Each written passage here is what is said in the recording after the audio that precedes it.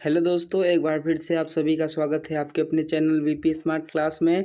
तो दोस्तों, आज की इस वीडियो में मैं आपके लिए लेकर आ गया हूं प्राइम नंबर यानी कि अभाज्य संख्या और कंपोजिट नंबर यानी कि भाज्य संख्या की परिभाषा क्या होगी। ठीक है, की परिभाषा क्या होगी।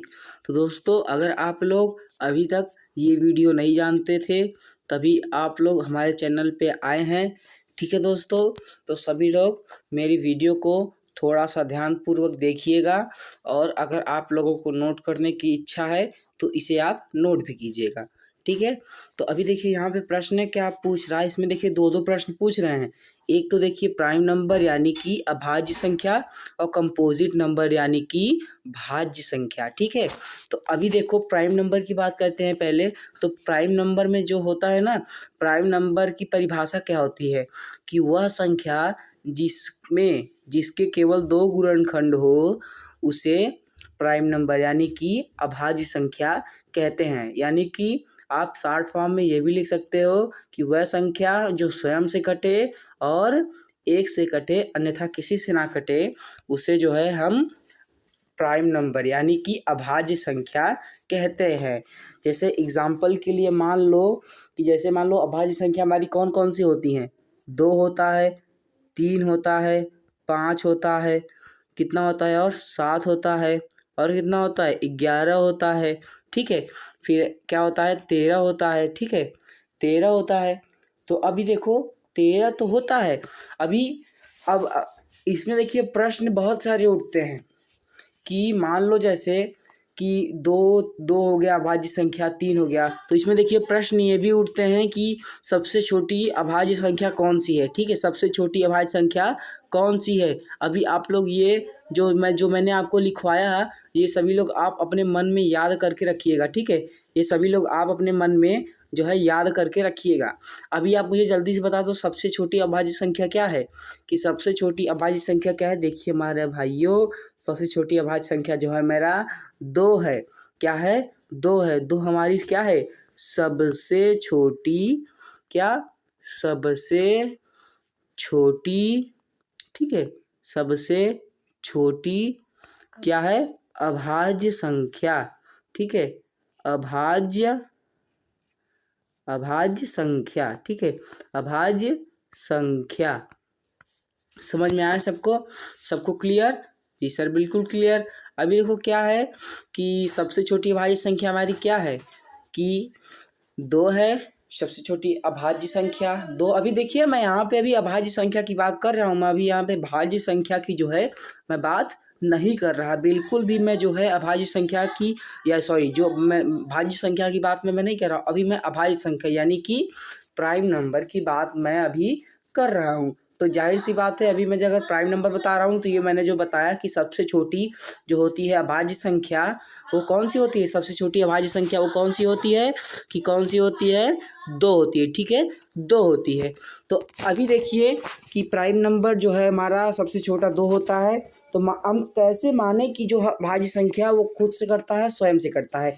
जैसे मैंने बताया कि मान लीजिए अगर 2, सबसे पहले 2, तो देखिए मैंने क्या बताया था कि सबसे छोटी अभाज्य संख्या जो खुद से यानी कि अभाज्य संख्या क्या फार्मूला मैंने क्या बताया था, परिभाषा क्या बताया था कि जिसके केवल कम से कम 2 गुणनखंड हो, जिसके 2 गुणनखंड हो उसे अभाज्य संख्या कहते हैं। या तो जो संख्या स्वयं से अन्य एक से कटे, जो संख्या स्वयं से कटे या एक से कटे उसी को अभाज्य संख्या कहते हैं। जैसे मान लो 2 है ना, तो देखिए मैंने कहा था कि जो यानी कि वह संख्या जिसके केवल 2 गुणनखंड हो। ठीक है, जैसे देखो 2 1 से कट रहा है यानी कि 2 1 से कट रहा है और 2 2 से कट रहा है, और अन्यथा किसी से भी जो है ये नहीं कट रहा है। ठीक है, किसी से भी ये जो है नहीं कट रहा है। तो अभी एग्जाम्पल एक और ले लेते हैं। जैसे मान लेते हैं यहाँ पे एग्जाम्पल क्या हो गया, जैसे मान लो यहाँ पे एग्जाम्पल जो है हमारा हो गया 3। ठीक है, क्या हो गया हमारा जो एग्जाम्पल 3। ठीक है, 3 हो गया।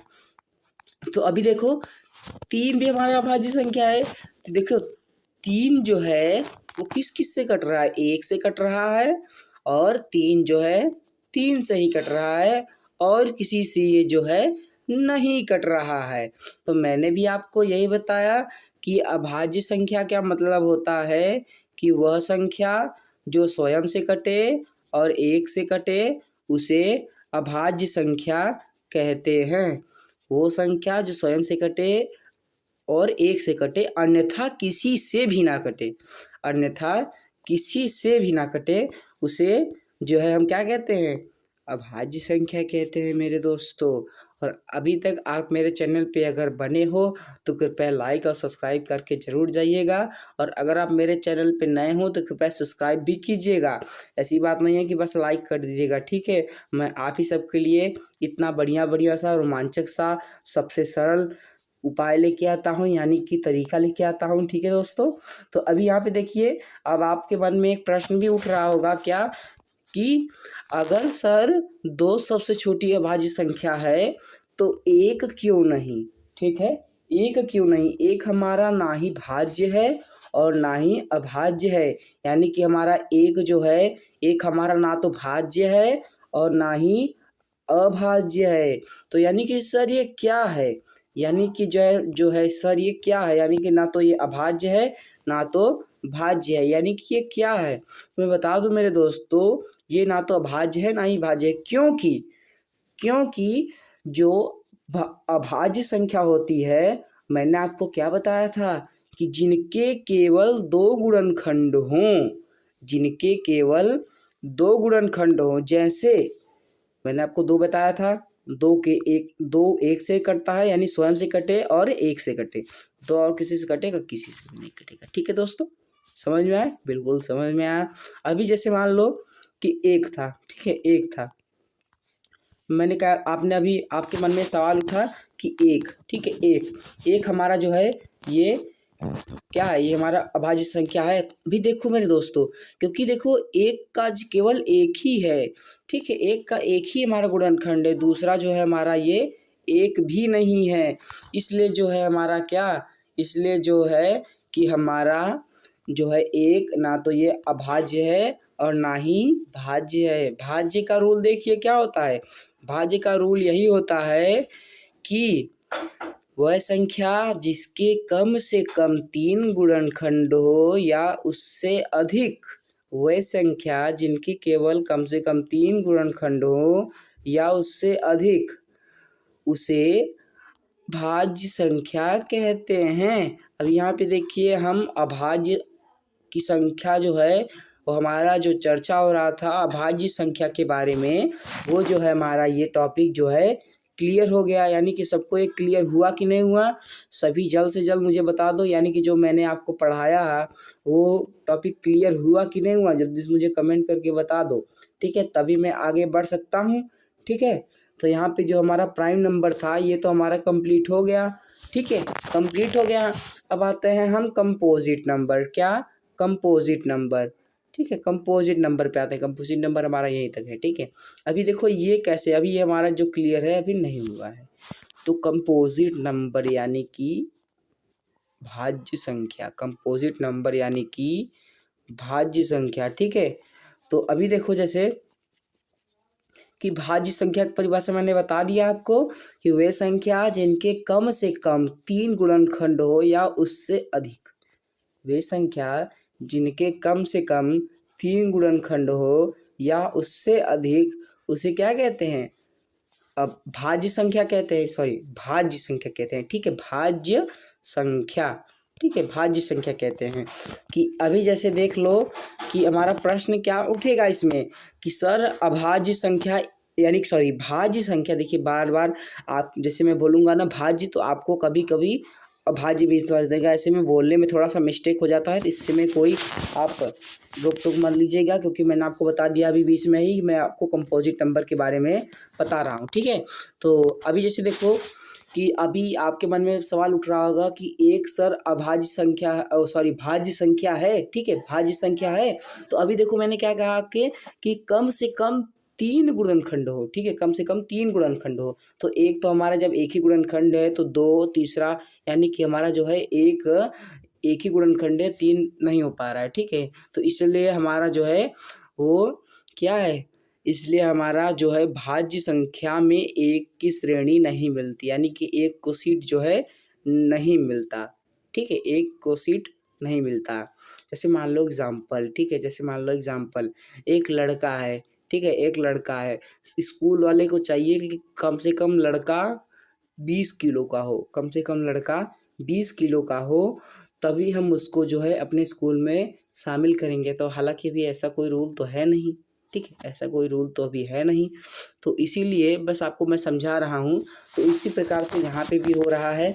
तो ठीक है, भाज्य संख्या देखिए कौन कौन सी होती है, भाज्य संख्या कौन कौन सी होती है। भाज्य संख्या देखिए यहाँ पे 4 से शुरू होता है, ठीक है, 4 से शुरू होता है। 4 हो गया, 6 हो गया, और क्या हो गया, 8 हो गया, ठीक है, 8 हो गया। फिर कौन सा हो गया, 9 हो गया। 9 होने के बाद और कौन सा होगा, 9 होने के बाद और कौन सा होगा कि 10 हो गया, ठीक है, क्या हो गया, 10 हो गया, ठीक है, 10 हो गया। कि अभी देखो अब क्या होगा कि अगर मान लो 10 हो गया जो हमारा, कि 10 तक हमने इतना बता दिया, अभी और भी हैं, ठीक है, अभी और भी हैं। तो अभी देखो 4 का ही हम ले लेते हैं, ठीक है। अभी पहले हम सबको पहले इरेज कर दें, ठीक है। इतना सभी लोग अपने मन में याद रखे रहिएगा। कम से कम आपको, कम से कम नहीं तो 5 ठो याद रखे रहना है कम से कम। अगर कोई टीचर अगर पूछेंगे तो कम से कम आप ये तो बता दोगे कि इतना 5 ठो अगर बता दोगे ना, तो सर को पता चल जाएगा तुम्हें भाज्य संख्या जो है पता है। बस तुम थोड़ा सा याद कर लो उसे और ज़्यादा, ठीक है, और ज़्यादा आप उसे याद कर लो, बस इतना ही सर को चाहिए। अभी जैसे देखो कि पूछ रहा है क्या कि 4, ठीक है, जो है पूछ रहा है हमारा 4। तो अभी मान लो जैसे 4 हो गया, मैंने क्या बताया था, कम से कम 3 गुणनखंड हो। तो मैंने मान लो यहाँ पे 3 गुणनखंड कर दिए। पहले में क्या भरा जाएगा, दूसरे में क्या भरा जाएगा, और तीसरे में क्या भरा जाएगा। देखिए एक तो 4 तो 1 से भी कटेगा, 4 4 से भी कटेगा, ठीक है, 4 जो है 4 से भी कटेगा, और 4 2 से भी कटेगा। समझ में आ रहा है कि नहीं आपको, समझ में आ रहा है कि नहीं, जल्दी से मुझे कमेंट करके बता दो आपको समझ में आ रहा है कि नहीं। जो हमारा 4 है वो 2 से कटेगा। कैसे कटेगा, 2 गुणे 2 बराबर कितना होता है, 4 ही होता है, ठीक है, 4 होता है। तो यही मैं आपको समझा रहा था कि जो भाज्य संख्या होती है वो कितनी होती है, कम से कम 3 गुणनखंड होते हैं उसके, कम से कम 3 गुणनखंड होते हैं। तो अभी एक बात यही ध्यान रखिएगा। तो आज का हमारा जो टॉपिक है वहीं पर ख़त्म होने वाला है कि अब देखिए शुरू से देखते हैं, ठीक है। अभी जल्दी जल्दी करेंगे हम कि जो हमारा जो क्या होता है, जो हमारा जो है कि प्राइम नंबर, ठीक है, जो हमारा प्राइम नंबर यानी अभाज्य संख्या है वो 1 से कटता है और स्वयं से कटता है, अन्यथा किसी से भी नहीं कटता है। 1 से कटता है और स्वयं से कटता है, न अन्यथा किसी से भी नहीं कटता, उसे अभाज्य संख्या कहते हैं। और इसमें आप ये भी कह सकते हो कि जिनके कम से कम, यानी कि कम से कम नहीं, जिनके 2 गुणनखंड हो, कन्फर्म 2 गुणनखंड, यानी ना तो 2 से ज़्यादा और ना 2 से कम, ठीक है, ना 2 से ज़्यादा और ना 2 से कम, ठीक है। अभी और देखिए कंपोजिट नंबर के मतलब क्या होता है। कंपोजिट नंबर यानी भाज्य संख्या। देखिए बार बार मुँह से जो है वो भाज्य संख्या ही बोला रहा है, तो उससे कोई दिक्कत नहीं है हमको, बस आप समझ जाओ, बस मेरे लिए इतना ही काफ़ी है, ठीक है। तो अभी देखिए भाज्य संख्या का जो मतलब होता है वो क्या होता है कि 3 से अधिक जिसमें गुणनखंड हो उसे क्या कहते हैं, 3 से अधिक जिसमें गुणनखंड हो उसे भाज्य संख्या कहते हैं। जिसमें 3 से अधिक यानी कम से कम 3 जो है गुणनखंड होने चाहिए, 3 गुणनखंड होने चाहिए। तो आशा करता हूँ मेरी आपको वीडियो अगर पसंद लगी तो एक लाइक ठोक के कमेंट करके जरूर जाइएगा। और अगर आप मेरे चैनल पर नए हैं तो कृपया लाइक, सब्सक्राइब, शेयर जरूर करें। धन्यवाद।